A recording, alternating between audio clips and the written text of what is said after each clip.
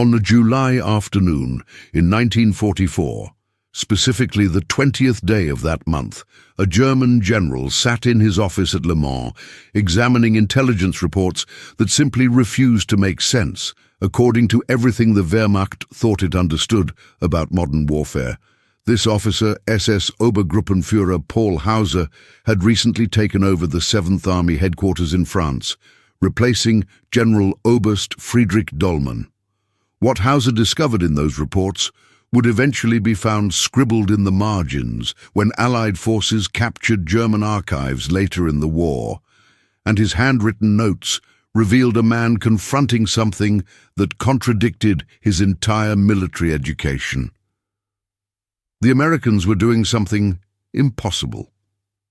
6 weeks had passed since the Allied invasion on the Normandy beaches, and American troops were being supplied at rates that made no sense to officers trained in German logistics doctrine.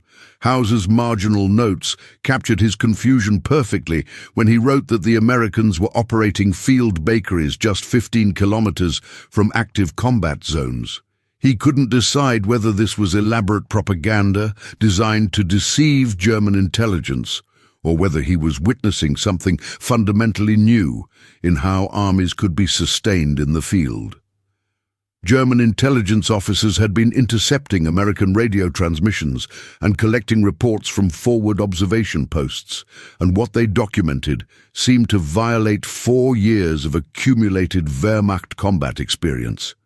American soldiers were still fighting brutal battles in the Norman hedgerows, yet they weren't just receiving ammunition and fuel. They were getting hot meals delivered to forward positions.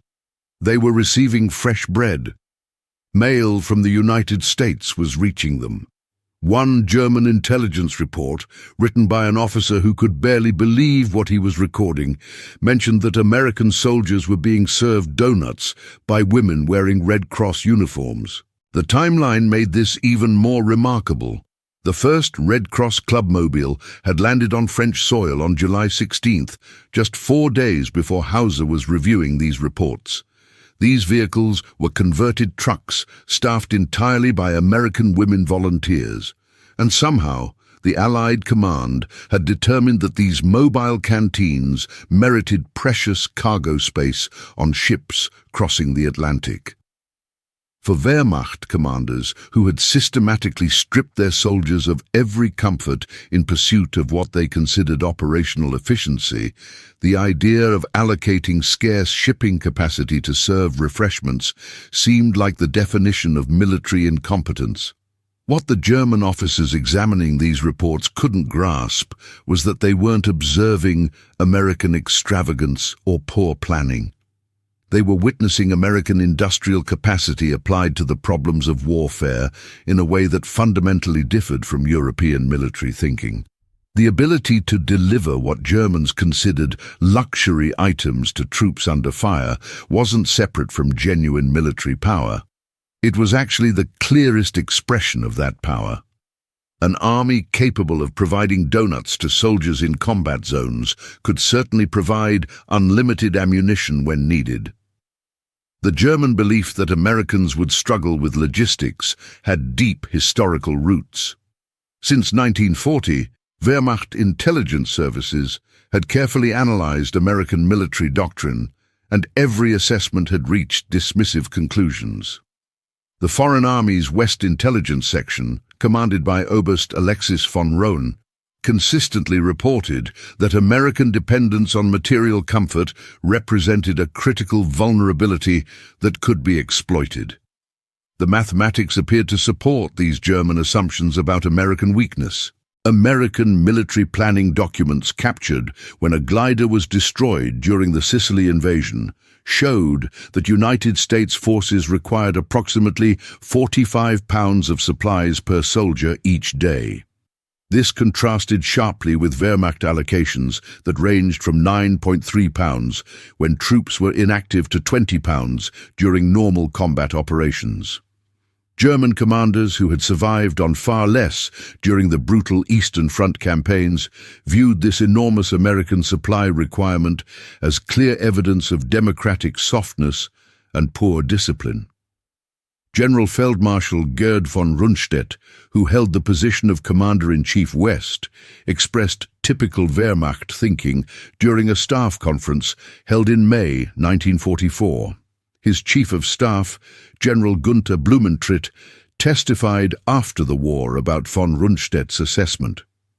The Field Marshal had stated that Americans required 3 times the supply tonnage that German forces needed. Americans believed war was fundamentally a matter of material superiority, while the Wehrmacht had proven in Russia that willpower could triumph over mere material abundance. Von Rundstedt predicted that when the elaborate American supply system encountered the inevitable friction of actual warfare, it would collapse under its own complexity. This wasn't propaganda rhetoric designed for public consumption. It reflected genuine German military philosophy that had evolved through decades of European warfare. Wehrmacht doctrine emphasized something called Auftragstaktik, which stressed initiative, improvisation, and austerity. German soldiers received training to live off the land, to operate independently when cut off from supply lines, to continue fighting without regular resupply. The American insistence on maintaining elaborate supply chains for items Germans dismissed as luxuries, things like chocolate, cigarettes, and writing paper, seemed to validate everything the regime said about democratic decadence and weakness. Wehrmacht logistics officers had performed detailed calculations proving the impossibility of American supply plans.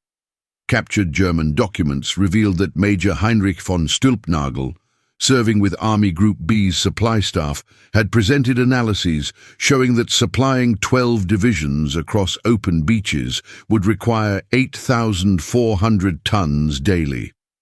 No military force in recorded history had achieved even half this tonnage without controlling established port facilities, and the Americans were claiming they would accomplish this impossible feat while under enemy fire. By every mathematical model the Germans possessed, it simply couldn't be done. What German intelligence had completely failed to comprehend was the unprecedented scale of American preparation. For 2 full years, the United States had been systematically transforming Britain into what General Eisenhower described as one gigantic military base. By June 1944, American and British forces had accumulated stockpiles of 2.5 million tons of supplies, enough material to fill a freight train stretching from London to Edinburgh and back to London again. The invasion fleet that crossed the English Channel on June 6th represented the largest naval operation in human history, comprising 6,939 vessels, including 4,126 landing craft specifically designed for amphibious operations. Beyond these impressive numbers lay innovations that German planners hadn't even imagined were possible. Among the specialized vessels were LSTS, the landing ship tank designation, that had been converted into floating kitchens complete with commercial-grade ranges and ovens capable of baking fresh bread while actually at sea. United States Navy records documented that LST-357 had been modified with refrigeration units capable of maintaining 32-degree temperatures during the Channel crossing. LST-391 carried a complete field bakery that would become operational within hours of beaching on French soil. These weren't desperate emergency modifications made under pressure, but planned allocations of resources that German doctrine would have immediately classified as wasteful and militarily irresponsible. German E-boat patrols that encountered invasion convoys in the Channel reported observations that puzzled experienced naval officers. Korvettenkapitän Friedrich Hoffmann, commanding E-boat flotilla S-130, recorded in his war diary that he had observed unusual vessels in Allied convoys that appeared to be modified merchant ships painted in military grey. Their purpose was unknown, but they were emanating smoke similar to factory vessels, which made no sense for ships supposedly supporting combat operations. By June 26, 1944, which marked 20 days after the invasion, American logistics had achieved what German doctrine deemed mathematically impossible, despite ongoing intense combat and without controlling a single major port facility. American forces were landing an average of 15,000 tons of supplies daily across the Normandy beaches. For context, the entire German Army Group B operating in France was receiving 8,000 tons weekly.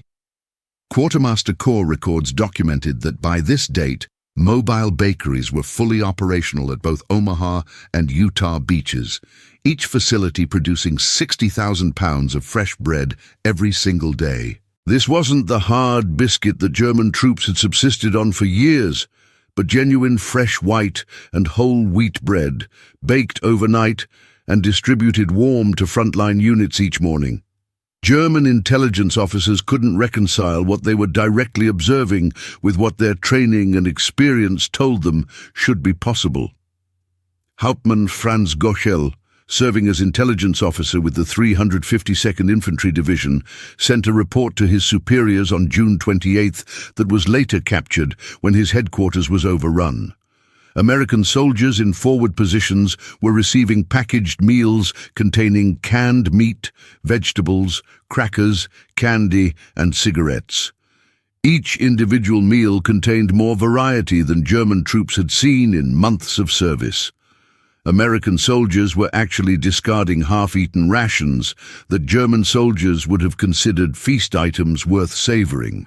The speed at which Americans established their supply infrastructure defied all Wehrmacht experience. By June 30th, American forces had landed 71,000 vehicles, 448,000 tons of supplies, and established 97 separate supply dumps scattered across the beachhead. The German invasion of Norway in 1940, conducted against minimal opposition through captured ports, had required 3 full weeks to achieve comparable tonnage levels, and that operation had proceeded without enemy interference. German dismissal of American logistics capabilities extended to the artificial harbors known by the codename Mulberry. Wehrmacht intelligence had identified components being constructed in British ports through aerial reconnaissance flights, but the German naval assessment had been completely dismissive of their potential effectiveness. Admiral Friedrich Ruger, serving as Rommel's naval advisor, had briefed Army Group B on May 20th about the theoretical possibility of artificial harbors, and his post-war memoirs recorded his assessment. The concept was theoretically possible, but practically limited in capacity. Atlantic storms and channel tides would restrict any temporary structure to minimal throughput capacity. German estimates calculated maximum throughput of perhaps 1,000 tons daily. By June 18th, the American Mulberry A at Omaha Beach was fully operational, initially handling 3,000 tons daily before ramping up to 7,000 tons, which was 7 times what German estimates had predicted was theoretically possible. The harbor consisted of 600,000 tons of concrete formed into massive caissons, 180,000 tons of steel structures, and floating roadways that could accommodate 2,000 vehicles daily. German observers watching from forward positions were genuinely stunned by the engineering achievement they were witnessing. Oberst Hans von Luck, whose 21st Panzer Division operated near the British Mulberry B facility, later wrote extensive memoirs about his wartime service. He described watching through field glasses as an entire harbor literally materialized from nothing before German eyes. Ships unloaded cargo directly onto floating roads that automatically adjusted with the tides. Trucks drove from ship to shore without stopping, creating an unbroken flow of supplies. In one single week, the Allies had created port facilities that exceeded the capacity of many established French harbors that had been developed over centuries. The psychological impact was immediate and profound. The Mulberries represented not just logistics capability, but engineering dominance on a scale Germans hadn't anticipated. If Americans could build functional harbors from nothing on an enemy coast, What couldn't they accomplish with their industrial capacity? July 16, 1944, marked a watershed moment in military logistics history that German commanders would later identify as psychologically devastating. This was the date when the first Red Cross Clubmobile arrived on French soil. The vehicle, nicknamed Daniel Boone, landed at Utah Beach, and within hours was serving fresh donuts and hot coffee to combat troops who were still engaged in active fighting. German intelligence initially dismissed reports of American women serving refreshments near frontline combat zones as obvious propaganda designed to boost Allied morale. Oberst Friedrich von Mellenthin, serving as intelligence officer with Panzer Group West, noted in his July 20th assessment that reports of American women operating mobile canteens in combat zones were either completely false or indicated serious American command incompetence that unnecessarily endangered civilians. The reports were entirely accurate. Within 1 week of that first arrival, 12 clubmobiles were operating across Normandy.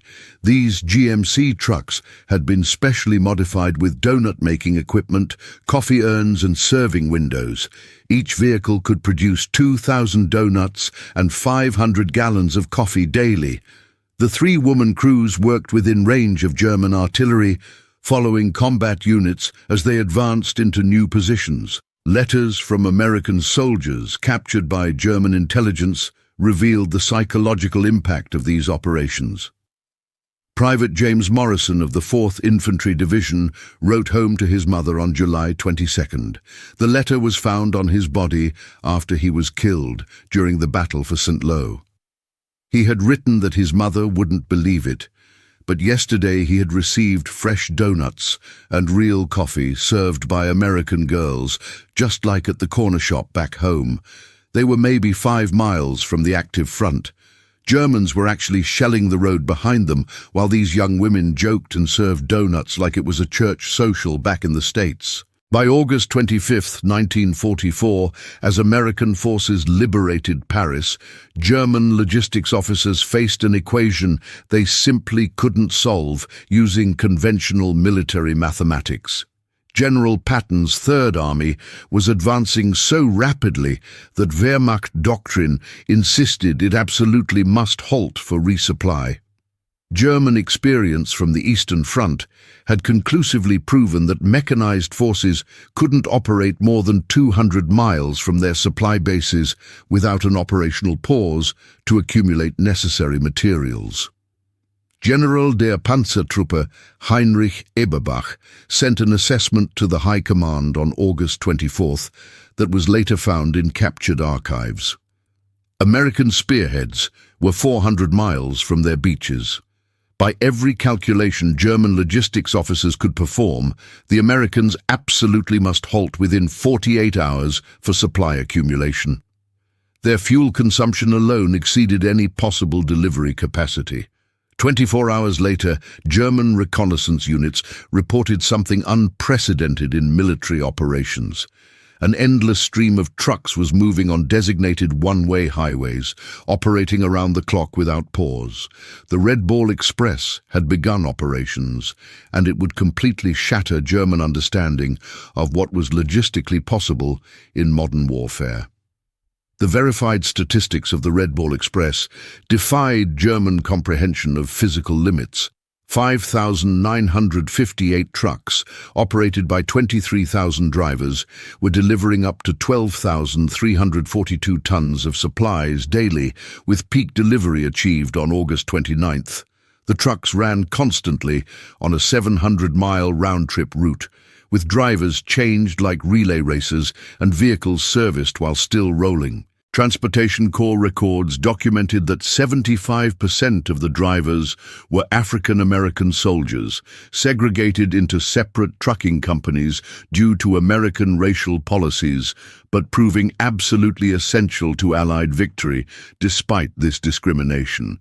These units maintained an operational tempo that German logistics officers had calculated as physically impossible for sustained operations. Trucks were averaging 240 miles miles per day, with drivers operating on 4 hours of sleep. German logistics doctrine, refined through years of continental warfare and extensive mathematical analysis, had established clear limits for military operations. Wehrmacht tables captured at various headquarters showed their calculations. A mechanized division required 300 tons of supplies daily when engaged in combat, 100 tons when static. Delivery capacity decreased by 30% for every 100 kilometers from supply bases. Beyond 300 kilometers from supply sources, sustained offensive operations became mathematically impossible according to every model the Germans possessed. The Americans shattered every single assumption. By September 1944, they were delivering 20,000 tons daily to forces operating 500 kilometers from the beaches. A single American armored division was consuming 750 tons daily and receiving it without interruption.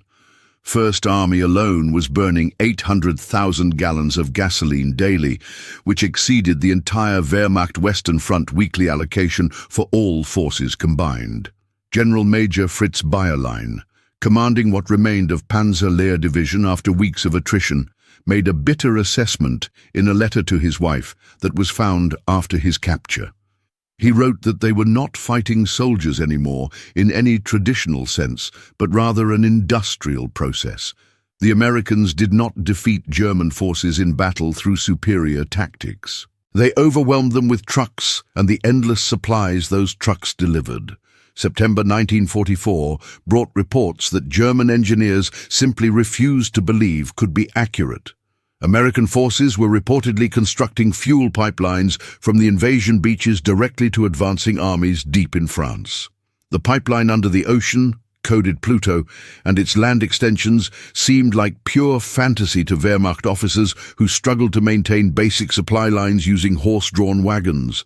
German engineering assessments concluded that Americans claimed to be laying 50 kilometers of pipeline daily using prefabricated sections, which exceeded German peak construction rates by a factor of 10. The first Pluto line became operational on September 22nd, initially delivering 56,000 gallons daily to Cherbourg. By October, with multiple lines operational, delivery reached 300,000 gallons daily. By March 1945, the system would achieve its full designed capacity of 1 million gallons daily, a number that represented more fuel than the entire German army in the West received in a week. The psychological impact on German defenders was absolutely devastating. Oberst Hermann Balck, widely considered one of Germany's finest tactical commanders, noted during his post-war interrogation that when German troops learned Americans were pumping fuel directly from England to their tanks in France, they knew the war was lost.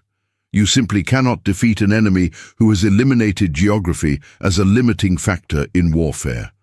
Nothing demonstrated American logistics supremacy more dramatically than Thanksgiving 1944. With armies stretched from Holland to Switzerland across hundreds of miles of front, the Quartermaster Corps attempted something entirely unprecedented in military history.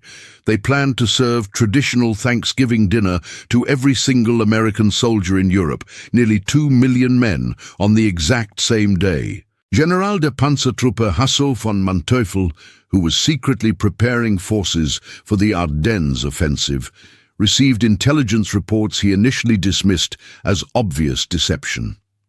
His intelligence summary for November 20th, discovered in captured records, stated that agents were reporting massive shipments of frozen turkeys to American forces.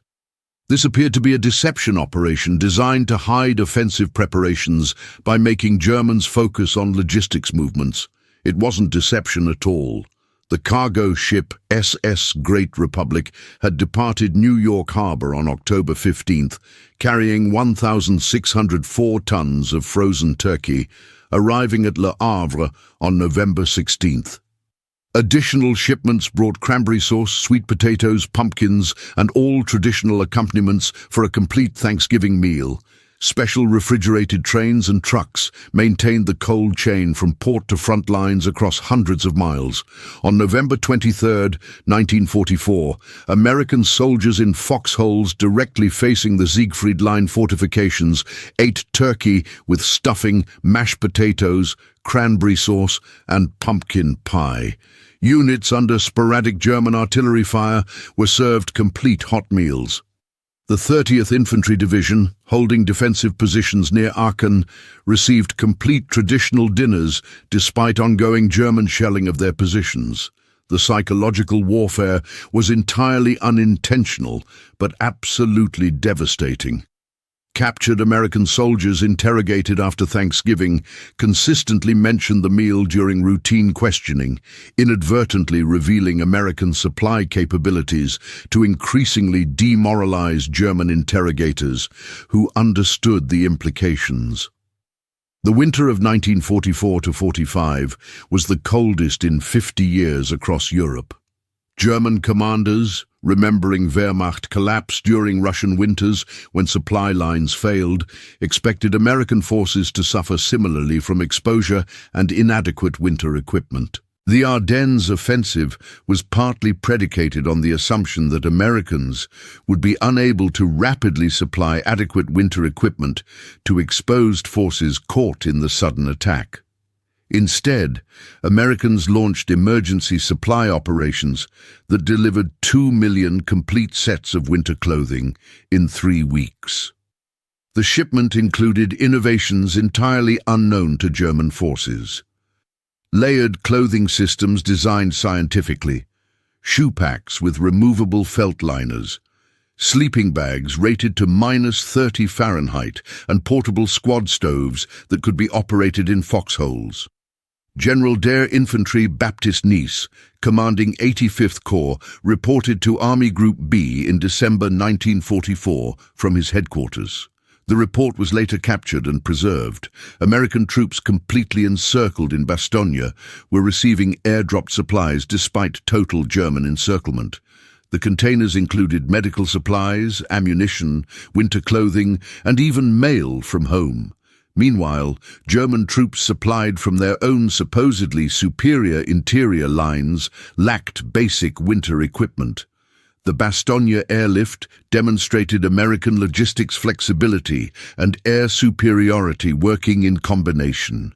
C-47 transport aircraft dropped 1,446 tons of supplies in 8 days to the surrounded 101st Airborne Division. Color-coded parachutes identified contents immediately.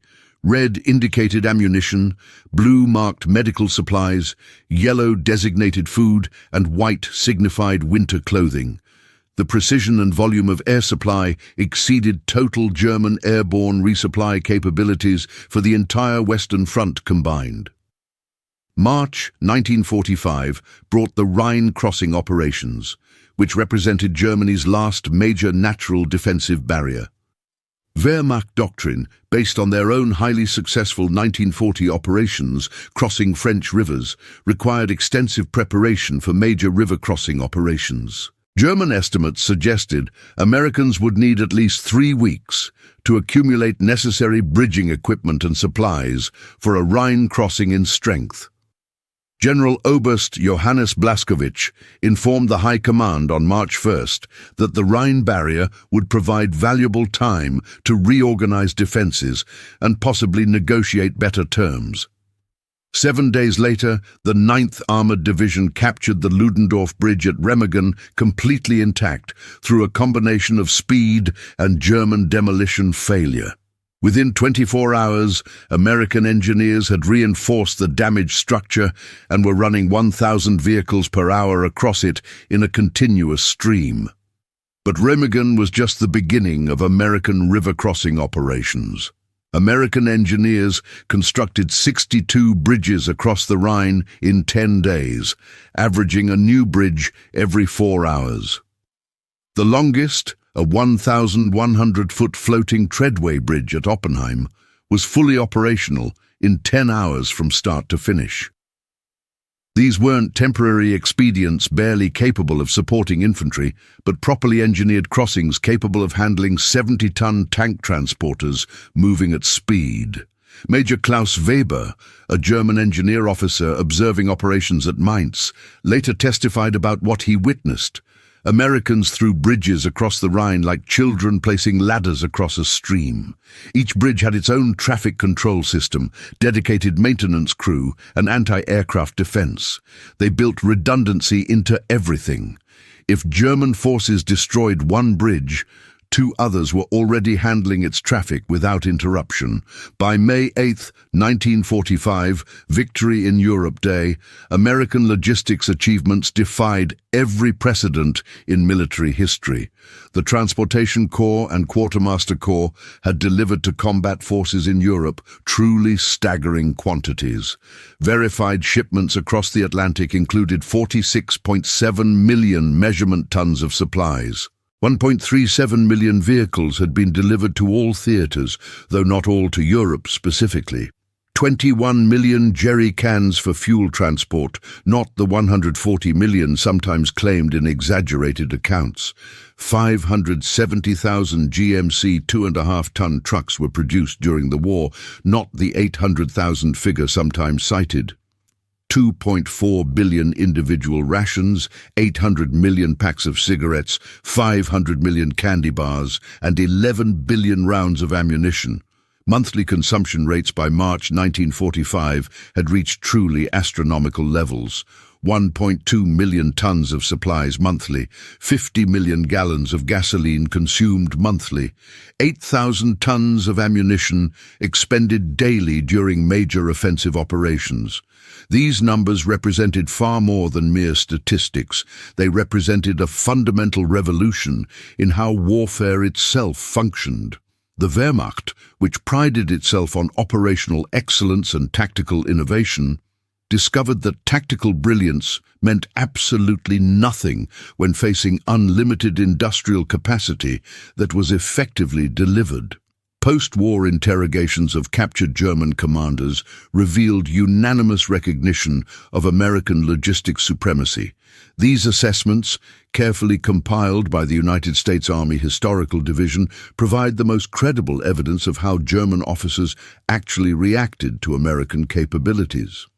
General Feldmarschall Albert Kesselring, one of Germany's most capable and respected commanders, testified during his 1947 interrogation about what he had observed. American supply achievements exceeded German calculations by factors of 5 to 10. German defensive plans were based on assumed American limitations that simply didn't exist in reality. A German division at 50% of authorized supply levels was still considered combat-ready and capable of operations. American divisions wouldn't even consider attacking without 200% supply reserves already accumulated. General Heinz Guderian, universally recognized as the father of blitzkrieg warfare and armored operations, provided perhaps the most insightful analysis in his post-war writings. Germans had brought tactical innovation to modern warfare through concepts like rapid movement, combined arms operations, and decisive action at the point of contact. The Americans had brought something far more powerful to warfare. They brought the ability to sustain operations indefinitely through unlimited supply delivery. Germans could win individual battles through superior tactics, but Americans could feed armies continuously. History conclusively showed which capability mattered more in determining final outcomes. General Franz Halder, former chief of the German General Staff and one of the most respected military minds in Germany, offered a philosophical assessment during his extensive work with the United States Army Historical Division after the war. The American approach represented a conceptual revolution that Germans simply didn't understand during the conflict. Germans saw logistics as a necessary function supporting operations. Americans saw operations as essentially the delivery mechanism for logistics. The Americans didn't defeat the German army through superior tactics or strategy. They buried it in abundance that couldn't be matched or overcome. While German commanders naturally focused on European theater operations, Japanese military assessments reached identical conclusions about American logistic supremacy in the Pacific theater.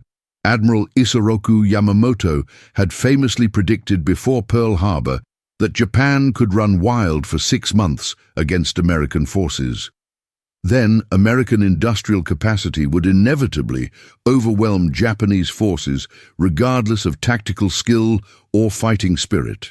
General Yoshihiro Umezu, Japanese Chief of Staff, provided remarkably similar testimony after Japan's surrender. Japanese commanders had carefully studied American island-hopping tactics, searching desperately for exploitable weakness. They found none, because tactics were ultimately secondary to logistics. Americans established supply bases that delivered more materials 5,000 miles from America than Japanese forces could deliver just 50 miles from their own home islands. Every battle was essentially decided before it began, determined in factories and on cargo ships rather than on battlefields. This Pacific theater validation matters tremendously because it demonstrates the universal nature of the American logistics revolution. Whether fighting in European hedgerows or Pacific atolls separated by thousands of miles of ocean, American forces maintained supply superiority that fundamentally redefined what was militarily possible. American logistics success stemmed from countless innovations that seemed mundane when considered individually, but proved revolutionary when implemented collectively. Standardization meant every American vehicle used interchangeable parts across the entire fleet. A truck damaged in Italy could be repaired using parts shipped from France without compatibility issues. German forces, using captured equipment from multiple conquered nations, faced constant compatibility crises that reduced operational effectiveness. Complete mechanization meant that while Germany relied on 750,000 horses for transport, consuming 20,000 tons of fodder monthly, Americans used trucks exclusively for all transport needs. This eliminated an entire supply category while simultaneously increasing speed and capacity dramatically. Advanced preservation techniques meant American forces pioneered military refrigeration systems, maintaining complete cold chains from America to front lines. Fresh meat, blood plasma, and temperature-sensitive medicines arrived in condition that was simply impossible for other armies to achieve. Sophisticated communication networks meant Americans laid 100,000 miles of telephone wire in France alone, enabling real-time supply coordination across hundreds of miles. German forces increasingly relied on radio communication that could be intercepted or jammed. Careful specialization meant Americans created purpose-built vehicles for every conceivable supply category. Refrigerated trucks, dedicated tanker trucks, mobile workshops equipped for specific repairs. Germans used generic vehicles for all purposes, reducing efficiency by half or more. An often overlooked dimension of American logistics success was systematic utilization of female personnel in ways that doubled effective military capacity.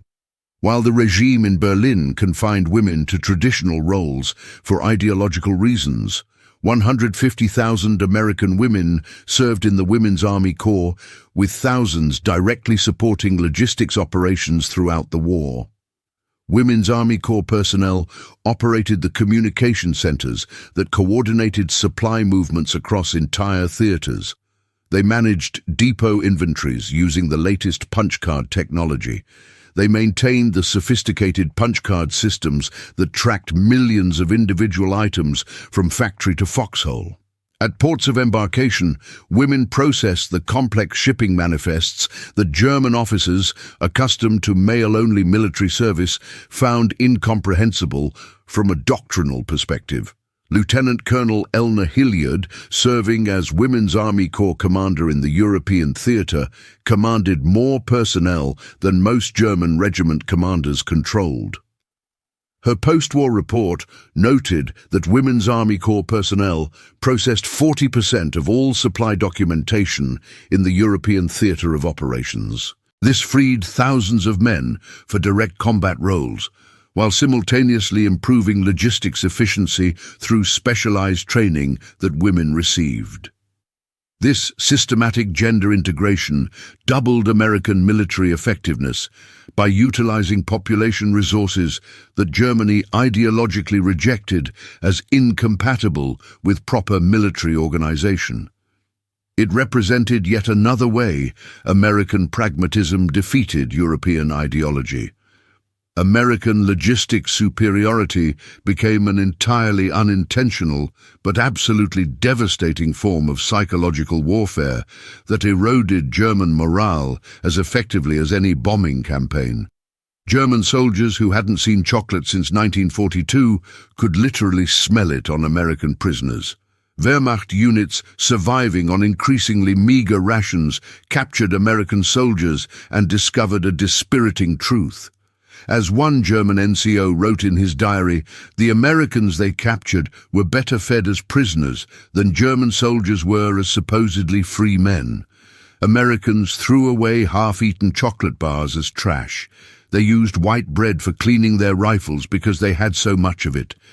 Germans were fighting the entire concentrated wealth of America, and the outcome was inevitable. This demoralization extended upward to German commanders at the highest levels. General der Infanterie Hans Schmidt testified in 1947 about the psychological impact on his troops. His soldiers had fought courageously despite overwhelming material odds, but when they discovered that Americans were receiving ice cream and regular mail from home while German forces lacked basic ammunition and medical supplies, morale simply collapsed. You cannot maintain fighting spirit and unit cohesion against such enormous disparity in treatment. German officers who personally witnessed American logistics capacity in action weren't remotely surprised when the Marshall Plan was announced in 1947 to rebuild Europe. They had directly observed American capability to deliver unlimited resources across impossible distances under combat conditions. The nation that could supply entire armies across oceans while under fire could certainly rebuild a devastated continent during peacetime. General Lucius Clay, serving as military governor of the American occupation zone in Germany, actively employed former Wehrmacht logistics officers to help manage German reconstruction efforts. Their hard-won experience with American supply methods proved invaluable for reconstruction planning. Colonel Hans von Greffenberg, former Chief of Staff to Army Group Center, worked extensively with American administrators during the occupation. He later noted that Americans applied precisely the same logistics principles to peace that had won the war: standardization, mechanization, systematic planning, and relentless execution. The Marshall Plan was essentially military logistics redirected towards civilian reconstruction rather than destruction. When North Korea invaded South Korea in June 1950, American forces initially struggled with tactical challenges in the unfamiliar terrain, but within weeks, American logistics dominance reasserted itself exactly as it had in World War II. Former Wehrmacht officers now serving as NATO advisors observed the clear repetition of patterns they had witnessed during 1944-45.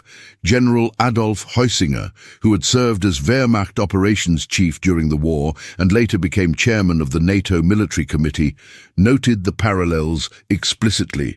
In Korea, Americans again demonstrated conclusively that modern warfare is fundamentally won by supply superiority rather than tactical excellence. They delivered more tonnage to Pusan in 3 months than Germany had delivered to Stalingrad in 2 full years. Communist forces might win individual battles through superior tactics or favorable terrain, but they simply could not match American logistics capacity over time. Harvard Business School began systematically studying World War II American military logistics during the 1960s as the direct foundation of modern supply chain management theory. Professor Theodore Levitt identified clear lineage from military innovations to business practices that transformed global commerce: containerization, just-in-time delivery systems, computerized inventory management, total quality management philosophy, all originated directly in American military logistics operations from 1942 to 1945. The Normandy invasion didn't just liberate France from occupation, it created the conceptual framework for modern business logistics that would dominate global commerce for generations. This transfer of military innovations to civilian applications multiplied the strategic impact of wartime developments far beyond their immediate military utility. The same fundamental principles that delivered supplies to Normandy beaches later delivered global commerce with unprecedented efficiency, cementing American economic dominance for decades after the shooting stopped. Despite being wartime allies, Soviet commanders were equally stunned by American logistics capabilities when they observed them directly. Marshal Georgy Zhukov, who received extensive American Lend-Lease supplies throughout the war, wrote in classified memoirs that were only released after 1991, following the Soviet collapse. Americans delivered 500,000 vehicles to Soviet forces, which exceeded total Soviet domestic production during the same period. But even more impressive than the quantity was their delivery system itself. Americans shipped vehicles from Detroit to Vladivostok to Moscow with precision that Soviet forces couldn't achieve, moving supplies from Moscow to Stalingrad, a far shorter distance. Marshal Ivan Konev was characteristically blunter in private correspondence that was later discovered. "If we ever fight America directly, we face not their army, but their factories and transportation networks. Americans can deliver more supplies to the opposite side of Earth than we can deliver to our own borders. This isn't military superiority in any traditional sense, but industrial transcendence that changes the fundamental nature of warfare." American logistics success in World War II required processing unprecedented volumes of information that no military had ever attempted to manage. The punch card systems, managing military supplies, operated largely by Women's Army Corps personnel with specialized training, represented the single largest data processing operation in history up to that point. IBM machines tracked literally millions of individual items from factory production lines to foxholes on the front lines. Every bullet, every bandage, every boot was coded, counted, and tracked through the entire supply chain. This military requirement for information processing drove computer development that would define the entire post-war era and create the information age. Thomas Watson Jr., IBM president and a former Army Air Forces officer who understood military needs from personal experience, stated explicitly that military logistics requirements created both the market and the technology for business computing. The information age that transformed human civilization began in anonymous quartermaster depots tracking supplies for the war effort. To properly understand the revolution that American logistics represented, consider comparative statistics from Normandy operations versus previous large-scale military operations. The German invasion of France in 1940 achieved 3,000 tons daily average delivery across established rail networks that had existed for decades. Germany still experienced a serious supply crisis by day 20 despite capturing enormous French stocks. Horse-drawn supply columns, which comprised the majority of German logistics, averaged 12 miles daily movement. American operations in Normandy during 1944 achieved 15,000 tons daily average delivery across open beaches without any port facilities. Supply operations continuously expanded through day 90 without any crisis or shortage. Motorized supply columns averaged 240 miles daily, 20 times the German rate. This five-fold increase in raw tonnage, combined with a 20-fold increase in delivery speed, created operational tempo that Germany simply couldn't match, regardless of tactical skill. Speed of supply delivery mattered as much as quantity delivered. Field Marshal Bernard Montgomery, often harshly critical of American tactical methods and command decisions, nevertheless delivered the definitive assessment in his memoirs written years after the war. American logistics was a war-winning weapon, more decisive than any secret weapon Germany developed or could have developed. Americans could execute virtually any strategy because they could supply any conceivable operation. British forces had to carefully design strategies around inherent logistics limitations. This freedom of action, purchased through industrial abundance, was America's greatest military advantage beyond any weapon system or tactical innovation. Winston Churchill, with his characteristic eloquence and historical perspective, summarized the lessons learned. The Americans demonstrated conclusively that in modern industrial warfare, the factory is mightier than the fortress, and the supply line proves stronger than the front line. Their truest monument isn't battles won through tactical brilliance, but abundance delivered under fire against determined opposition. Charles de Gaulle, always protective of French military honor and skeptical of American cultural influence, still acknowledged the fundamental truth. Americans conquered not through superior generalship or tactical doctrine, but through superior supply capacity that couldn't be matched. This is perhaps more impressive than tactical victories.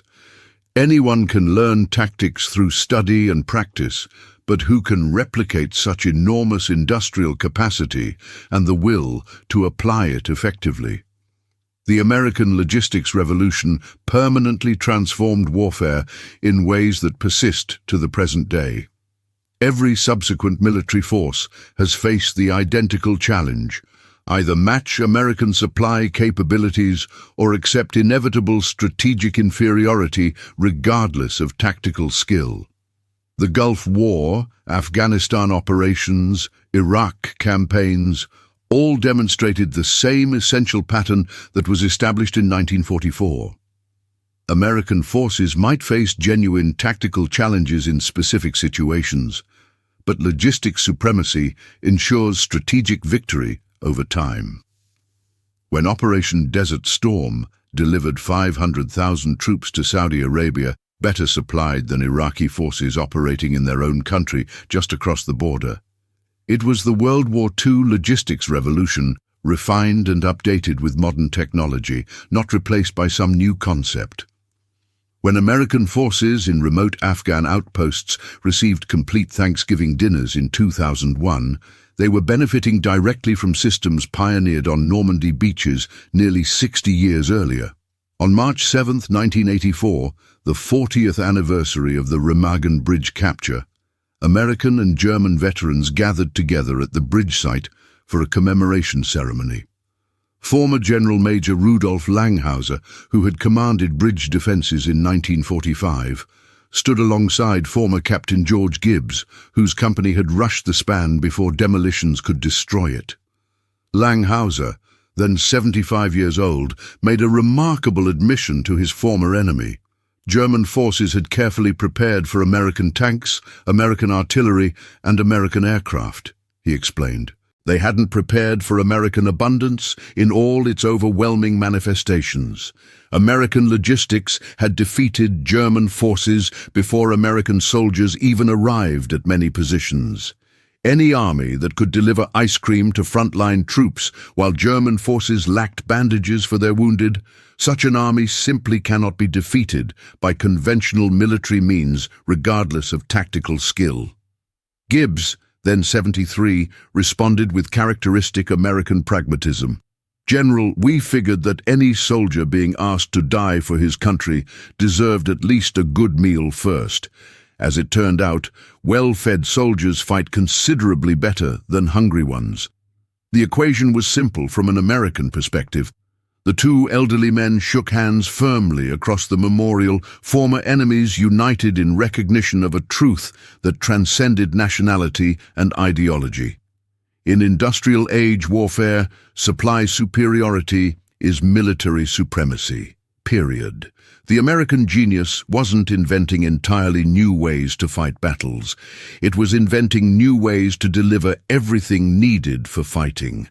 Americans hadn't revolutionized combat tactics particularly. They had revolutionized the competition itself by changing what was logistically possible. That changed everything about how wars would be fought forever after.